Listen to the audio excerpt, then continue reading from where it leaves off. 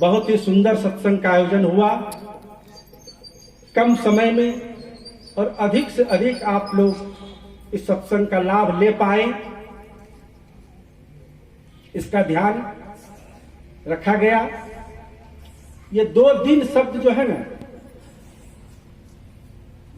बड़ा ही महत्वपूर्ण है। 2 दिन का सत्संग, क्योंकि हम लोगों को जीवन भी मिला है कितने दिन का?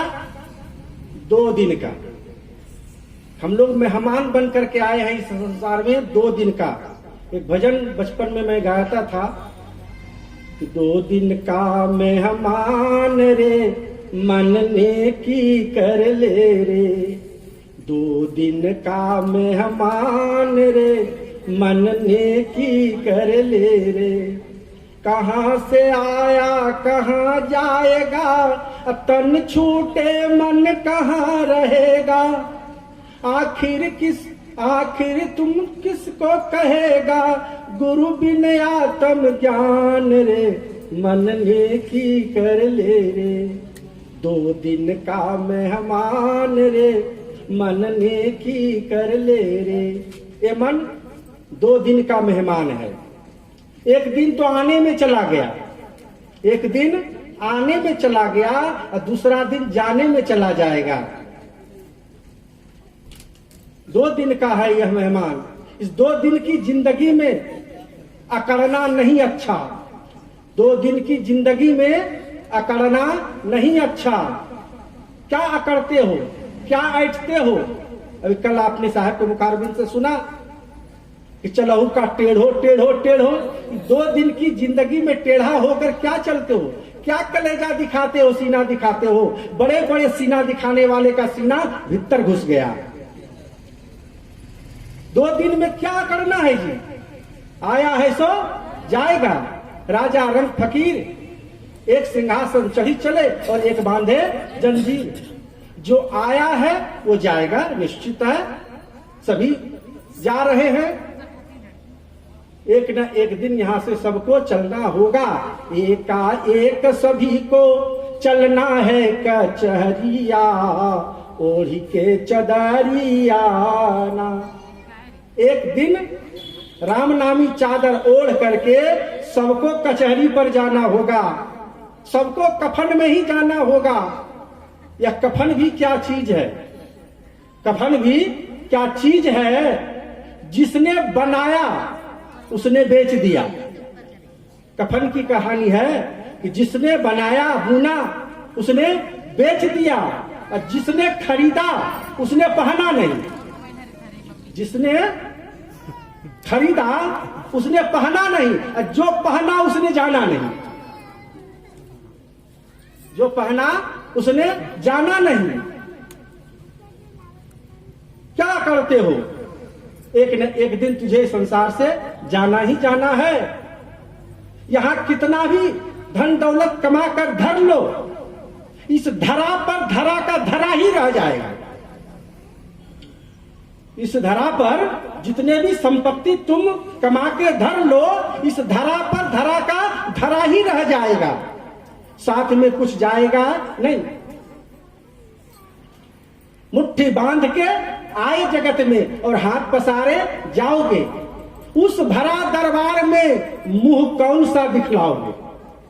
जब जमराज की अदालत चढ़ोगे और पूछेगा हाकिम तो क्या तू कहोगे?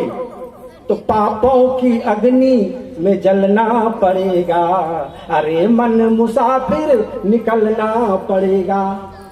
ये मुसाफिर बन करके संसार में आए हो और यहां से एक न एक दिन चलना पड़ेगा। इस जिंदगी से ज्यादा इतराने की आवश्यकता नहीं है। जिंदगी तो 2 ही दिन की मिली है। इस 2 दिन को जो संभाल लिया, जो अच्छे कर्मों में लगा लिया, भजन सत्संग में लगा लिया, उसी का जीवन सार्थक हुआ, नहीं तो जीवन निरर्थक हो जाएगा।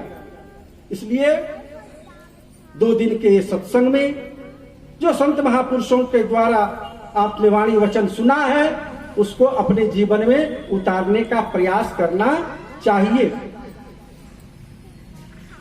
एक संत मरघट पर लेटे हुए थे। बड़े सुंदर संत थे, देखने सुनने में भी अच्छे थे, दर्शनीय मूर्ति थे, लेकिन यूं ही मरघट पर लेटे थे। एक सेठ जी उधर से जा रहे थे, बहुत सुंदर कपड़े लत्ते पहन करके। उन्होंने संतों को देखा, कहा आप इस प्रकार से यहां क्यों लेटे हैं? आपको तो गांव में रहना चाहिए, वहां जाके उपदेश सत्संग भजन करना चाहिए। यहां आपको ना तो सोने के लिए बिस्तर है, ना तो बोलने बाजने के लिए कोई व्यक्ति है आपके पास। यहां क्या है आपको जो यहां आप लेटे हैं? चलिए वहां बिस्तर मिलेगा आपको बढ़िया लेटने के लिए। तो संतों ने क्या जवाब दिया जानते हैं? कि हम बिस्तर अपना साथ रखते हैं, हम अपना बिस्तर साथ रखते हैं, जमीन पर लेट जाते हैं, सिरहाने हाथ रखते हैं। हम बिस्तर अपना साथ रखते हैं, जमीन पर लेट जाते हैं, सिरहाने। कितना सुंदर सैया है, ये कोमल कोमल बालू का सैया है और सिरहाने में हाथ रखा है। कहा अच्छा महाराज ठीक है, कम से कम आप गांव में चलिए, कुछ लोगों से मिल जुल लीजिए, कुछ उपदेश कर दीजिए। कहा किससे मिलना जुलना है? अभी गांव में सभी लोग मिलेंगे थोड़े, कोई कुछ लोग तो कचहरी गए होंगे, कुछ बाजार गए होंगे, कोई दुकान गए होंगे, कोई खेत खरिहान गए होंगे, कोई नैहर ससुराल गए होंगे। गांव में अभी तो सब मिलेंगे नहीं, और एक एक करके सब यहीं आएंगे, हम सबसे यहीं मिल लेंगे। कोई ऐसा व्यक्ति नहीं है इस गांव में जो कि एक दिन यहां नहीं आएंगे, और सभी यहीं आएंगे, हम बैठे बैठे यहीं सबसे मिल लेंगे। तो श्मशान घाट पर सभी को जाना है, सभी जाते हैं, इसमें कोई संदेह नहीं है। इसलिए श्मशान घाट जाने से पहले जो हमारी जिंदगी है, इस जिंदगी को हम सदगुरु के चरणों में लगा दें, सदगुरु की भक्ति में लगा दें।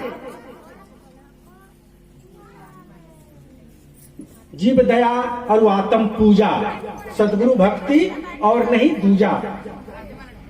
सदगुरु की भक्ति में और आत्मा की पूजा में, तो सबसे बड़ी पूजा आत्मा की पूजा है। उत्तमा आत्मचिंता व मध्यमा शास्त्र चिंतनम, अधमा मंत्र चिंता च तीर्थ भ्रंत अधमा अधम। उत्तम पूजा जो है आत्मा की पूजा है। सबसे पहले अपनी आत्मा की पूजा करो, अपनी आत्मा को जानो, अपने आप को जानो और समझो। निज स्वरूप को जानने के लिए ही हम सदगुरु के शरण में जाते हैं। अपने को आप भूलकर हैरान हो गया, अपने आप को भूलकर हैरान हो गया। आप भुलाना आप में, आप न चिन्हे आप, और होय तो पाइए वह तो आप ही आप। अपने निज स्वरूप को भूल गए हैं। भूला लोग कहे घर मेरा, जा घर में तू भूला डोले सो घर नाही तेरा। तुम अपने निज घर को भूल गए हो, निज स्वरूप को भूल गए हो, और यह जो है मिट्टी पानी आग हवा का जो बना हुआ यह पंचमहला मकान है, इस शरीर में ही तुम भूल गए हो। अपने आप को यह शरीर समझ बैठे हो। वास्तव में मैं शरीर नहीं हूं, मैं शुद्ध बुद्ध चैतन्य स्वरूप आत्मा हूं। शुद्धोसी बुद्धोसी निरंजनोसी। हमारे महर्षि कहते हैं कि तुम शुद्ध बुद्ध चैतन्य स्वरूप आत्मा हो। सच्चिदानंद तू नित्य निर्द्वंद तू जीव माना, बन गया तू हो देह में दीवाना। का सच्चिदानंद तू नित्य निर्द्वंद तू, तुम सच्चित आनंद स्वरूप हो। लेकिन इस शरीर में आकर के तुम अपने आप को भूल गए हो कि मैं यह शरीर हूं। ये हमारे नाते रिश्तेदार हमारे हैं, लेकिन ये हमारे कोई है नहीं।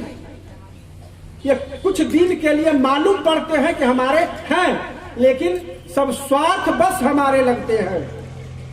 जिसका स्वार्थ पूर्ति होना बंद हो जाता है तो बाप बेटे से रिश्ता खत्म हो जाता है।